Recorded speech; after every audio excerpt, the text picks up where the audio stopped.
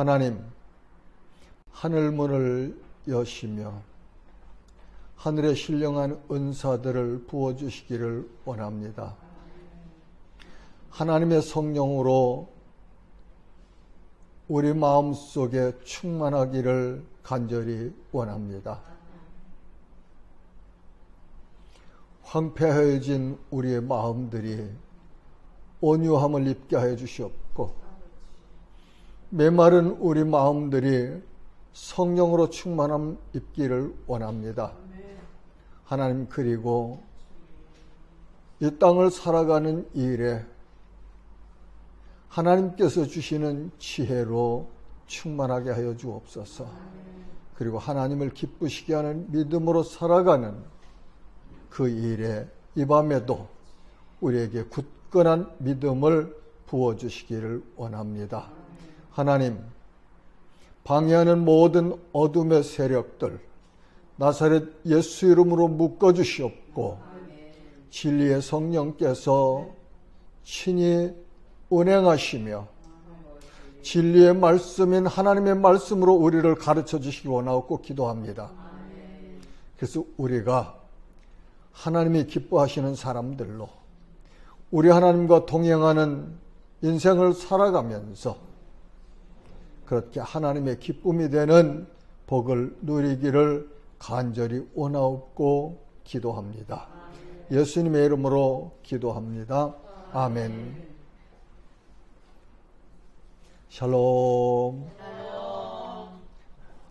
지난 시간에는 룻기 1장을 통해서 우리의 삶의 우선순위를 정하는 지혜를 얻었다면, 오늘은 2장에서 하나님의 언약은 반드시 이루어진다는 믿음을 얻었으면 좋겠습니다.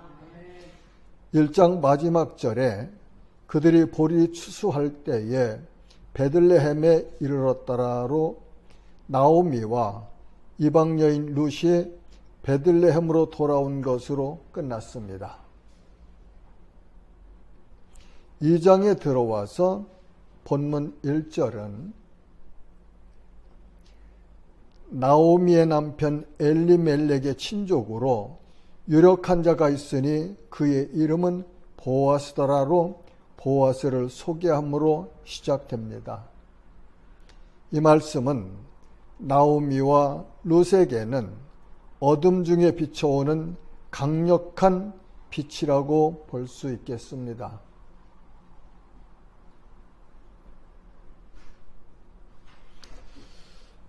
룻기 2장을 이렇게 쭉 묵상해 보면 저는 두 요절 중에 이 2장의 전체 23절의 핵심 주제가 있다, 그렇게 이 말씀을 정리해 보았어요.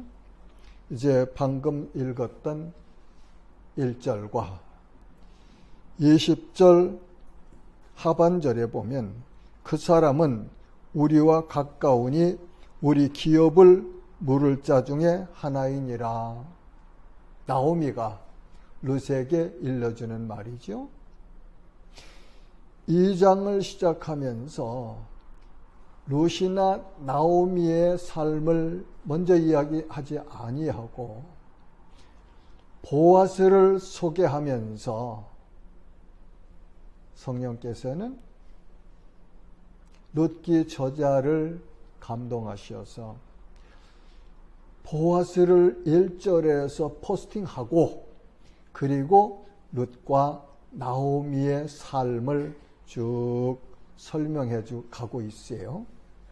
그러면서 그 20절에서 기업 물을 자라는 이스라엘의 제도를 말씀하고 있지요. 보아스는 곧 나오미와 룻의 가정에 기업을 물을 자다, 그렇게 2장을 요약하면 될 것 같아요. 복음이죠. 룻과 나오미가 지금 당한 현실은 우리는 이렇게 기록된 말씀을 통해서 읽으니까 실감이 안 나죠. 그러나 당사자인 두 여인에게 그 당시의 상황은 어쩌면 깜깜한 그런 밤과 같을 것이었고, 그리고 그런 그 터널을 지나가고 있는 상황과 같았을 거예요. 그런데 기업을 물을 수 있는 사람, 보아스가 등장한다는 사실은 이 두 사람에게는 까만 동굴에 갇혀 있는 상황에 어디선가 비춰오는 밝은 한 줄기의 빛처럼 그렇게 룻기 2장을 소개하고 있다. 저는 그렇게 말씀을 상고했습니다. 묵상했어요. 자, 우리들에게도 동일한 그런 시기가 있었죠. 그렇죠? 세상을 살아가면서 주님 없는 세상을 살아갈 때에 그때는 나오미와 룻이 처한 상황과 같은 깜깜한 그런 밤을 헤매고 있었습니다. 빛을 찾아서. 그러나 빛을 찾을 수 없었고 볼 수 없었고, 그러던 때에 누군가의 인도함을 받아서 하나님의 교회로 왔고, 그 교회를 통해서 예수 그리스도를 믿는 자는 구원을 받는다는 이 진리의 말씀을 듣게 되었고, 하나님의 은혜로 그 복음을 믿게 되었을 때 그 캄했던 죽었던 우리 심령에 새로운 빛이, 강력한 빛이, 생명의 빛이 임했던 것 아닙니까? 저는 그런 경험을 했습니다. 여러분들도 그런 경험을 하셨으리라 생각해요.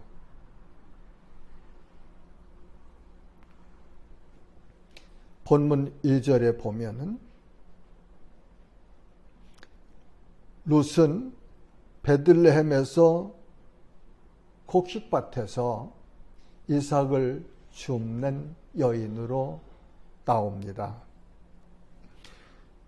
모압 여인 룻이 나오미에게 이르되 원하건대 내가 밭으로 가서 내가 누구에게 은혜를 입으면 그를 따라서 이삭을 줍겠나이다 하니 나오미가 그에게 이르되 때 따라 갈지어다 하매 3절은 룻이 가서 베는 자를 따라 밭에서 이삭을 줍는데 우연히 엘리멜렉의 친족 보아스에게 속한 밭에 이르렀더라. 여기 본문은 우연이라고 하는데 여러분들은 어떻게 생각하십니까? 이 룻기 전체 1장부터 4장을 쭉 스토리를 이어가면서 룻이 지금 오늘 시어머니에게 허락을 받고 곡식 베는 밭에 나가서 이삭을 주스러 나갔는데 우연히 보아스의 밭에 이르렀더라. 그렇게 했는데 나는 우연히는 아닌 것 같아요. 하나님의 인도하심이 있었죠. 예, 하나님의 인도하심이 있습니다. 그 다음에 7절에 보면은 7절 하반절에 아침부터 와서는 잠시 집에서 쉰 외에 지금까지 계속하는 중이다. 모압 땅에서 이스라엘에서 베들레헴에서 온 가정에 남자를 만나서 결혼을 해 살았어요. 그렇죠? 말년이라고 하대요. 룻의 남편이 말론이었어요. 그런데 말론은 일찍 모압 땅에 죽었죠. 그렇죠? 홀로 남은 시어머니 나오미를 따라서 자기 가정과 친정이죠. 민족과 땅을 버리고 홀로 된 시어머니를 따라서 베들레헴에 온 룻.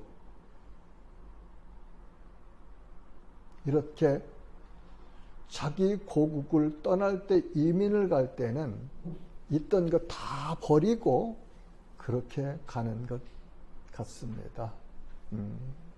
시어머니와 함께 살면서 가정 경제를 지켜나가기 위해서, 말하자면 이 먹고 사는, 먹는 문제를 해결하기 위해서 그 베들레헴 외곽에 있는 들판에 보리 추수하는 그 추수밭에 가서 이삭을 줍는 여인으로 룻은 우리에게 그림으로 나타나네요. 그런데 그 룻이 아침부터 와서 잠시 집에서 쉰 외에는 지금까지 계속 중이니이다. 그리고 후에 보면 저녁까지 그렇게 열심히 주었던 것을 우리 알 수 있어요. 이 룻기 전체를 보면은 앞쪽에 엘리멜렉과 말론과 기론이 나오고 오르바도 나왔습니다만 중심 이 스토리를 이끌어가는 세 사람이 있는데 나오미와 룻과 보아스입니다.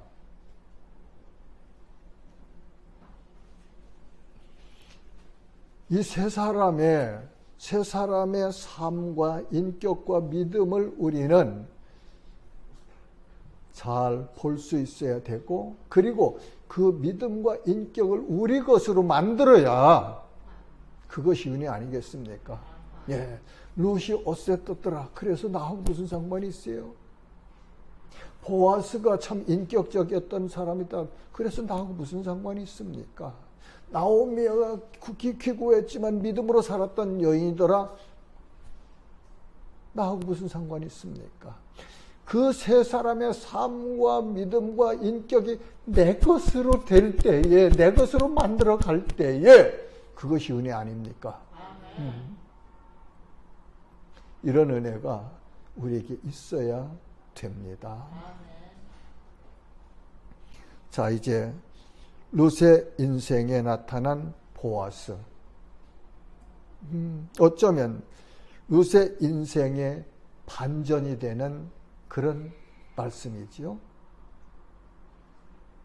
이제까지 보아스가 나타나기 이전에 룻의 인생은 모압 땅에서 결혼해서 행복하게 살던 그때 이외에 어머니, 시어머니 나오미를 따라 나서는 그 순간부터 이제까지는 깜깜한 어두운 밤을 헤맸다면, 지금 4절에 보면 마침 보아스가 베들레헴에서부터 와서 베는 자들에게 이르되, 이삭을 줍고 있는 룻 앞에 보아스가 나타났죠. 그렇죠? 보아스가. 이 4절을 보면서는 여기서 룻의 인생이 이제 반전이 되는 새로운 시대가 왔다. 새로운 시대가 왔다. 그러면서 참 가슴이 뜨거워졌어요.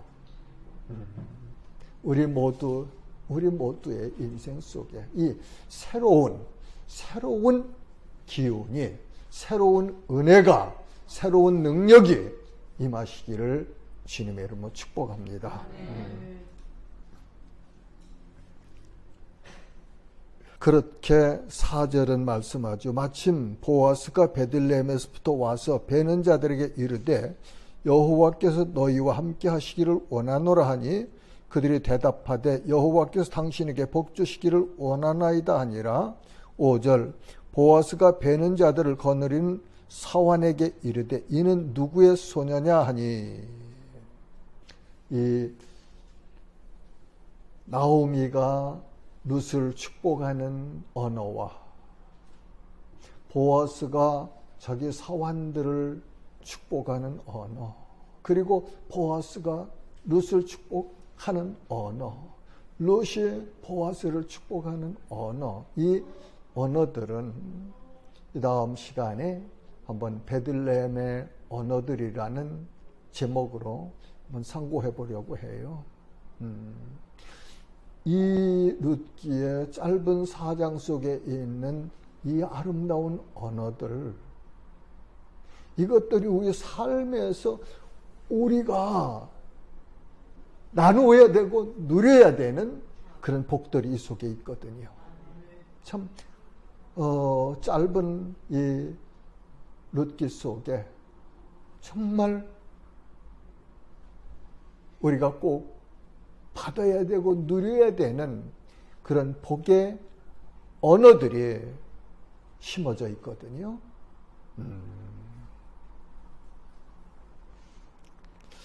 8절에 보면 보아스가 룻에게 이르되 내 딸아 들으라 그러지요. 그러면서 8절부터 12절에 보면은 보아스가 룻에게 베푸는 긍휼이 기록되어 있습니다. 먼저는 8절에 보면 내 딸아 들으라 이삭을 주우러 다른 밭으로 가지 말며 여기서 떠나지 말고 나의 소녀들과 함께 있으라. 보아스가 룻에게 자기 밭에서 이삭을 주울 수 있도록 허락해 주네요. 하나님은 우리들에게 하나님의 나라에서 하나님의 은혜로운 그 나라에서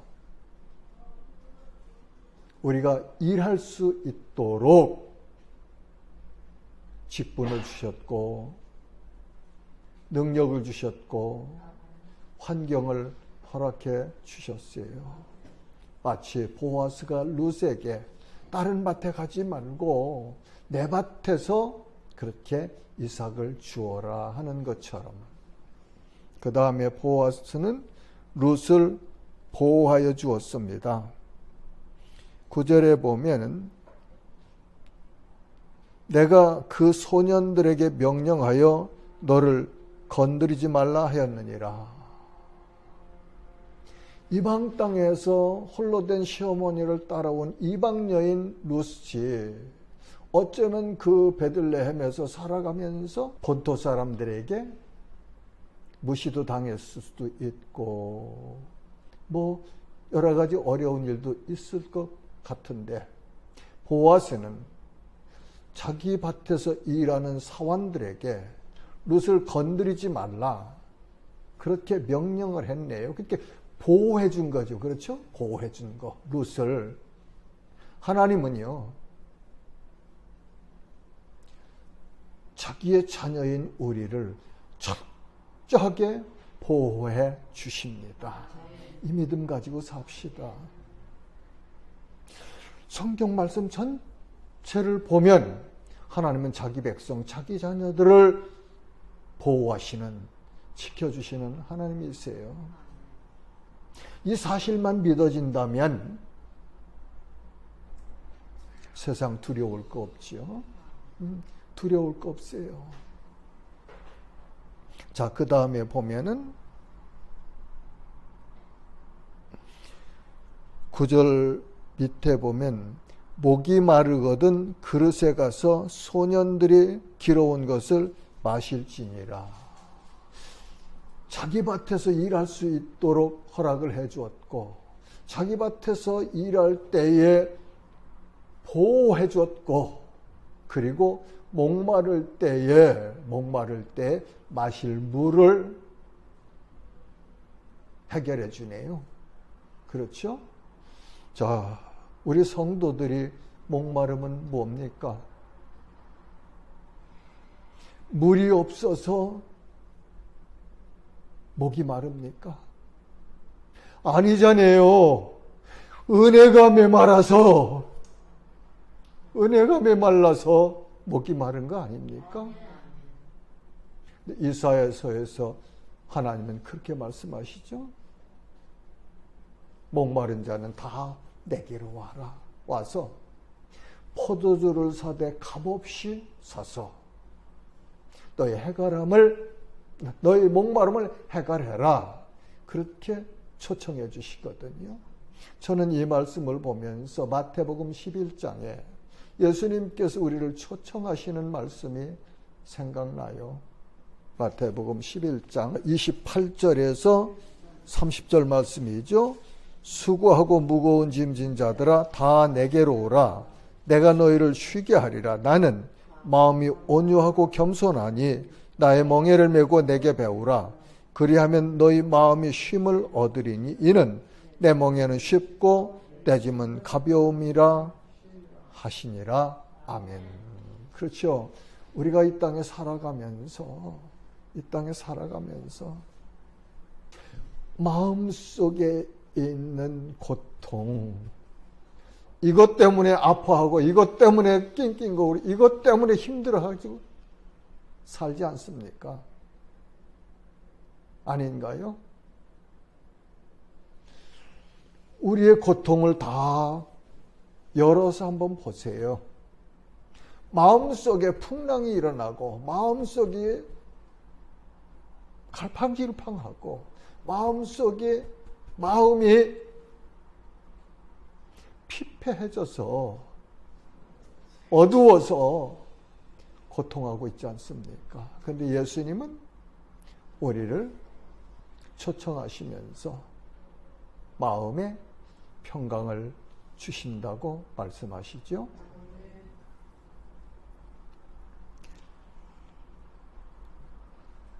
잠언 11장 25절은 구제를 좋아하는 자는 풍족하여질 것이요 남을 윤택하게 하는 자는 자기도 윤택하여지리라. 교회, 성도들, 이웃들을 잘 섬겨야 됩니다. 나 섬기라고 하지 말고 내가 먼저 이웃들을 섬기는 삶을 삽시다. 그럴 때에 하나님이 영광을 받으시며 우리가 나가서 예수 믿어서 구원 받으십시오 안 해도 우리의 삶을 보면서 우리 주변 사람들이 우리를 칭찬하고 그리고 예수 믿는 사람들이 달럽다는 그런 평가를 하면서 저 사람이 믿는 예수라면 나도 믿고 싶다고 그렇게 주님 앞으로 나올 수 있는 삶을 우리가 살아야 해요. 그러려면은 사랑에는 반드시 우리의 희생이 따릅니다. 희생 없이 사랑은 안 이루어져요. 사람들은 열매만 보고 좋다고 아름답다고 하는데 그 열매가 맺기까지 누군가 한 농부가 애써서 가꿨다는 사실을 우리가 못 보는 거지요. 열매와 꽃만 보고 아름답다고 좋다고 하기보다는 그 열매가 있기까지 꽃이 필 때까지 수고한 한 농부의 한 사람의 수고를 보면서 나도 저 사람처럼 그렇게 살아서 많은 사람들이 보고 위로를 받을 수 있는 그런 열매 맺는 결과를 만들어내겠다는 결심을 이 밤에 하면 좋겠습니다. 자, 그 다음에는 우리는 룻의 겸손함을 본받으면 좋겠어요. 본문 10절에 보면 룻이 엎드려 얼굴을 땅에 대고 절하며 그에게 이르되 나는 이방 여인이거늘 당신이 어찌하여 내게 은혜를 베푸시며 나를 돌보시나이까 하니 룻이 보아스 앞에 그 밭에서 말이죠. 밭에서 얼굴을 땅에 대고 절하네요. 자기에게 베풀어진 그 은혜를 생각하면서, 그 고마움을 생각하면서 그 밭에서 엎드려서 얼굴을 땅에 대면서 절을 해요. 구원받은 우리가, 구원받은 내가 하나님 앞에, 예수 그리스도의 그 희생 앞에 이런 자세로 살아가야 되는데 그렇게 살아가고 있습니까? 너 바로 말해봐. 수홍이 너 바로 말해봐. 이 루처럼 너는 하나님 앞에 이런 자세로 살고 있는가? 말해봐. 여러분 마음속에 지금 이 울림이 있으시기를 주님의 이름으로 축복합니다. 룻은 밭에서 일할 수 있게 해줬고, 보호해줬고, 물을 준 보아스 앞에서 땅바닥에 얼굴을 대고 무릎을 꿇고 절하네요. 룻이 받은 은혜와 우리가 하나님 앞에서 받은 은혜 비교해보면 비교가 될 정도입니까? 룻은 이렇게 감사하는데 우리는 그렇게 감사하고 있습니까? 수홍이, 여러분들 얘기 아니에요. 수홍이, 너 목사,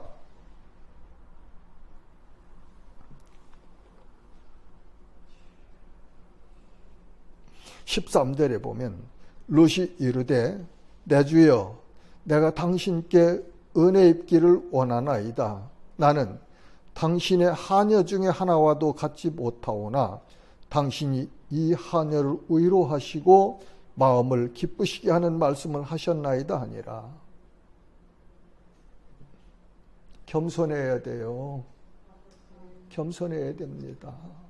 룻의 이 행동에서 우리는 룻의 거룩함, 겸손함을 보아야 됩니다. 볼 수 있지 않아요? 보이지 않아요? 그러면서 성도들은 우리 구주 예수 그리스도의 겸손함을 배우라고 빌립보서를 통해서 우리에게 말씀하고 계세요. 빌립보서 2장 5절에서 8절은 너희 안에 이 마음을 품으라 곧 그리스도 예수의 마음이니 그는 근본 하나님의 본체시나 하나님과 동등됨을 취할 것으로 여기지 아니하시고 오히려 자기를 비워 종의 형체를 가지사 사람들과 같이 되셨고 사람의 모양으로 나타나 자기를 낮추시고 죽기까지 복종하셨으니 곧 십자가에 죽으심이라.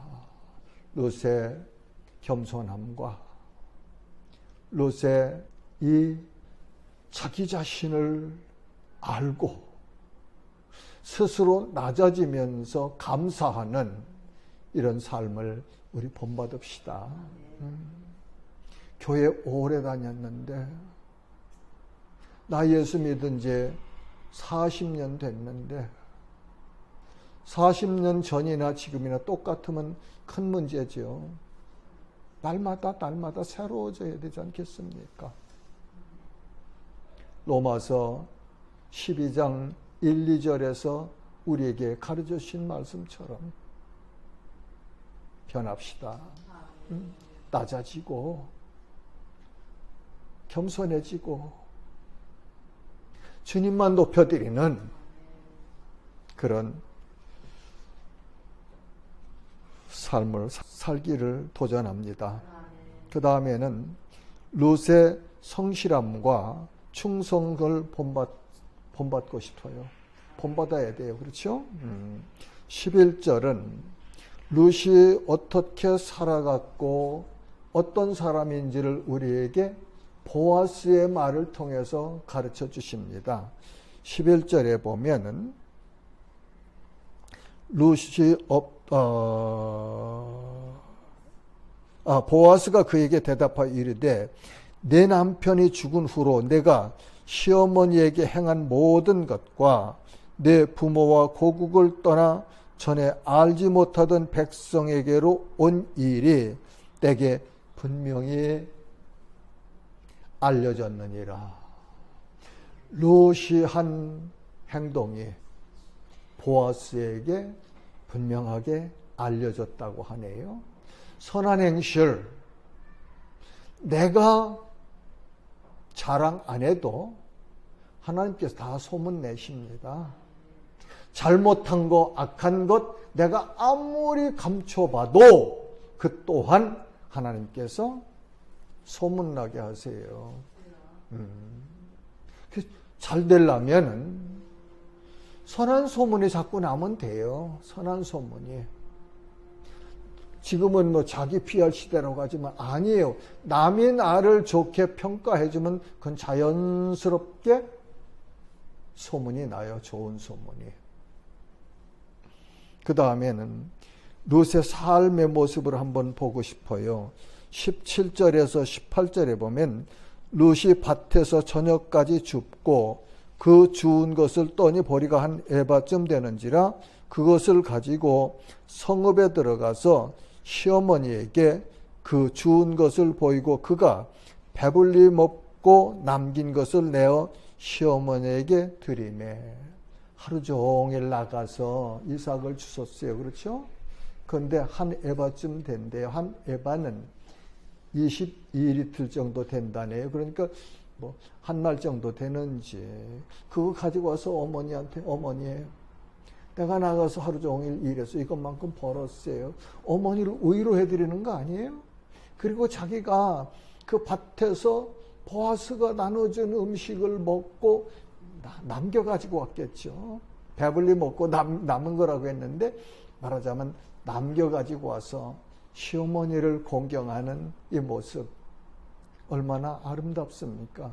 이 시대에는 시어머니와 며느리들이 그렇게 그냥 고통스러워하는 관계로 살아가는 사람들이 많은 때인데 이 룻과 나오미의 관계를 보면요. 너무너무 아름다운 거예요. 이런 집안만 된다면 그 집안 잘 되지요? 그 집안 잘 돼요. 그 다음에는 룻은 시어머니 나오미의 말에 순종하였습니다. 23절 보면은 이에 룻이 보아스의 소녀들에게 가까이 있어서 보리 추수와 밀 추수를 마치기까지 이삭을 주우며 그의 시어머니와 함께 거주하니라. 나가서 그렇게 일을 하면서 시어머니 곁에서 시어머니를 공양하면서 그렇게 살아가고 있네요. 그렇죠? 여기서 어머니와 함께 거주하니라. 이 말씀은 함께 그냥 살았다는 말보다는 어머니를 혼자 계신 어머니를 시어머니를 섬긴 거 아니에요. 섬기면서 살아가네요. 이 모습 우리 본받아야 돼요. 우리 본받아야 돼요. 잠언 14장 1절은 지혜로운 여인은 자기 집을 세우되 미련한 여인은 자기 손으로 그것을 허느니라. 자, 이제 말씀 정리할게요. 아까 1절과 20절 중에서 보아스와 그리고 보아스가 나오미와 룻의 친족으로 가까운 사람이라 기업을 물을 자라는 이 두 단어가 2장에서 핵심 말씀이면서 그리고 복음이다. 그렇게 말씀을 드렸어요. 오늘은 모압 땅에 가서 다 잃어버린 나오미, 그 아무것도 없는 빈털터리 시어머니 나오미를 따라 나선 룻이 돌아온 베들레헴에 왔을 때 베들레헴이 요란했다고 했대요. 그죠? 사람들이 떠들썩했대요. 근데 거기에 복음이 있었던 거 아니에요. 하나님께서 모세를 통하여 전하여 주신 기업 물림의 법의 말씀이 그 베들레헴에 있었죠. 그렇죠? 그리고 그 말씀을 이루어 가시는 하나님께서 예비해 두신 한 사람 보아스가 있었습니다. 우리 성도들에게도 하나님의 약속의 말씀이 있습니다. 하나님의 집에는, 하나님의 교회에는 뭐가 있어요? 하나님의 말씀이 있죠. 하나님의 말씀이 있어요. 언약, 하나님께서 약속하신 말씀들이 있는 곳이 곧 교회예요. 그래서 교회를 베들레헴으로 내가 설정해봤다고 얘기했죠. 이 교회에 나오면 하나님의 말씀인 복음을 통해서 하나님의 약속을 들을 수 있고 그 약속을 믿는 자들에게 하나님께 주시는 영원한 생명이 있음을 우리는 인정하면서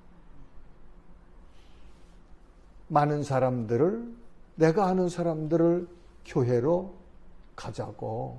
가보자고, 가서 들어보자고. 아니, 세상 사람들의 교회를 비방하고 뭐하고 비난하고 뭐하고 뭐 하는데 우리 교회 한번 가서 보자고, 들어보자고. 사람들이 하는 말 듣고 평가하지 말고 당신 눈으로 보고 당신 귀로 듣고 당신 인격적인 마음을 가지고 평가해서 교회를 판단하라고 가자고 모시고 오세요. 그러면 하나님께서 기뻐하실 것이며 영접하는 자 곧 그 이름을 믿는 자들에게는 하나님의 자녀가 되는 권세를 주셨다는 말씀이 우리를 통해서 주님의 교회로 오는 사람들 인생에 이루어질 것이 확실합니다. 이 은혜, 이 헌신 우리 마음속에 심고 이제 올 한 해도 반은 지나갔네요. 그렇죠? 반이 거의 이제 지나갔어요. 남은 시간 우리 이웃들에게 베들레헴을 소개하고 그 베들레헴에 가면 롯이 보아스를 만났던 것처럼 당신도 오면 예수님을 만날 수 있다는 이 복음을 전하시기를 주님의 이름으로 축복합니다.